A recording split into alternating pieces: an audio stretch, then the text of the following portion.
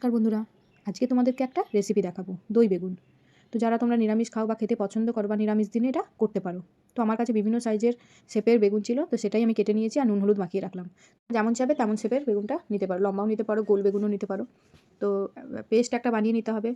পেস্টের মধ্যে দিলাম কাঁচা লঙ্কা, কিছুটা টমেটো আর কিছুটা আদা দিয়ে পেস্টটা করে রাখতে হবে। আর এদিকে ওই মিক্সির মধ্যেই আবার টক দই ফেটাবো।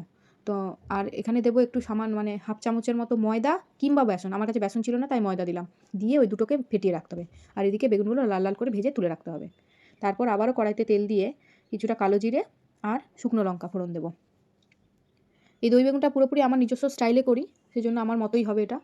আর তারপরে পেস্টটা দিয়ে দিলাম তেলের মধ্যে, দিয়ে হলুদ গুঁড়ো, ধনের গুঁড়ো আর কাশ্মীরি মির্চ আর নুন আর মিষ্টি দিয়ে মশলাটাকে কষিয়ে নিতে হবে।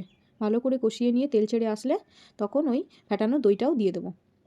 তাতে কি হবে, দইটা ফেটে যাবে না, ওই যে ময়দাটা মিশিয়েছি তাতে ফেটে যাবে না। দেখো অলরেডি মশলা কষে গেছে আর তেলও ছেড়ে দিয়েছে।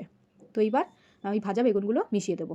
মিশিয়ে নিয়ে ফুটে আসলে, সেদ্ধ তো হয়েই আছে, ধনেপাতা আর কিছুটা গরম মশলা দিয়ে ঢাকা চাপা দিয়ে নামিয়ে নিলে তৈরি আমাদের দই বেগুন। তোমরা এটা রুটি, পরোটা, ভাত সবের সাথেই খেতে পারো। একবার অ্যাটলিস্ট ট্রাই করে দেখো, খুবই ভালো লাগবে। আর আমাকে জানাতে ভুলো না যেন। টাটা।